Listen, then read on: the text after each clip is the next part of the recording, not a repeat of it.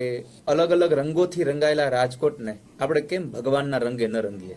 અને એ વિચારે એક મનોરથ કર્યો કે એક સામાન્ય માણસ કથા કરવાની ઈચ્છા રાખે પણ ઈચ્છાથી કથા થઈ ન શકે, કારણ કે સંપત્તિ ખૂબ જોઈએ. એટલે વ્યાસપીઠે એક વિચાર કર્યો કે રાજકોટમાં એક એવું આયોજન કરીએ કે જેમાં દરેક જ્ઞાતિનો, આ કથા કોઈ એક જ્ઞાતિની નથી, આ કથાને જો માને કોઈ પૂછે કે તમે શું નામ આપશો, તો હું તો એવું કહીશ કે શ્રીમદ ભાગવત કથા તો ખરી જ, પણ મારી કથા, અમારી કથા.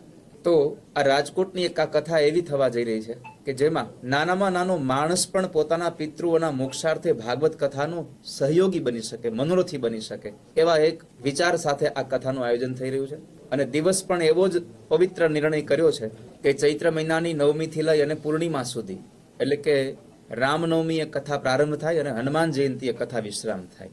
બધાને લાભ દેવો છે એટલે જે તે બીજા કોઈ એવા સામાન્ય અવસરોમાં જ કથા કરી નાખવી એવું નહીં, પણ સારામાં સારા દિવસોમાં નાનામાં નાનો માણસ એ સારામાં સારા મુહૂર્તમાં કથાનું મનોરથી બને, એવા એક પવિત્ર ભાવ સાથે આ કથાનું આયોજન થઈ રહ્યું છે.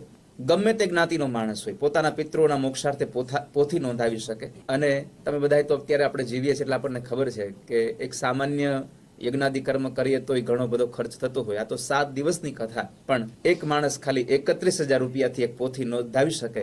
અને એ ન્યોછાવરથી એના પિતૃઓના કલ્યાણ માટે બ્રાહ્મણ બેસીને એની પૂજા પાઠ કરાવે, બ્રાહ્મણ બેસીને એના ભાગવતજીના પાઠ કરે. આ બધી જ રાબેતા મુજબ જે વિધિ વિધાન સાથે થઈ રહ્યું એવી જ કથા કરવાનો એક અમારો નિર્ણય છે. આ કથાના 2 હેતુ છે. એક તો રાજકોટને ભગવાનના રંગે રંગવું, નાનામાં નાના માણસને પોતાના પિતૃઓના મોક્ષાર્થે આ કથાનો લાભ દેવો. અને ત્રીજો ઉપદેશ એ છે કે જ્યારે આ કથા થઈ રહી છે ત્યારે આખા રાજકોટના સૌને સાથે જોડીને, અત્યારે સાંપ્રત કાળમાં સૌથી જો સામાન્ય પરિવાર માટે કોઈ દ્વિધારૂપ હોય તો એ છે શિક્ષણ. તો ગરીબ ઘરના છોકરાઓને પૈસાના અભાવે શિક્ષણ ન મળે એવો જે પરિવાર છે, એવા છોકરાઓને કોઈ પણ જ્ઞાતિ હોય એવા છોકરાઓને 11-12 સાયન્સમાં ભણવાનું, હોસ્ટેલમાં રહેવા જમવાનું, એના યુનિફોર્મ અને એના ચોપડા, આ બધી જ વ્યવસ્થા આપી. એટલે રાજકોટવાસીઓને ખબર હશે કે 11-12 સાયન્સમાં એક વિદ્યાર્થીને હોસ્ટેલ અને ટ્યુશન સાથે ભણાવીએ તો 2 વર્ષનો 4 થી 5 લાખનો ખર્ચ થાય. પણ અમરેલી અને લાઠીની મધ્યમાં 40 વીઘાના એ દિવ્ય પરિસરમાં Radhe Radhe education and charitable trust દ્વારા તથાસ્તુ વિદ્યાપીઠ નિર્માણ થઈ રહી છે.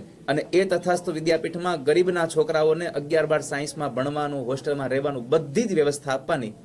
એક છોકરાનો 4 લાખ રૂપિયાનો ખર્ચો, પણ એની પાસેથી 1 રૂપિયો ફી ન લેવી, એવી તથાસ્તુ વિદ્યાપીઠ નિર્માણ થઈ રહી છે. એના ઉત્કર્ષ માટે થઈને, એના ઉત્થાન માટે થઈને આ કથાનું આયોજન થયું છે. રાજકોટની તમામ જનતાઓને, તમામ સમાજના લોકોને મારી પ્રાર્થના છે કે તમે આ એક ઉમદા કાર્યમાં જોડાજો.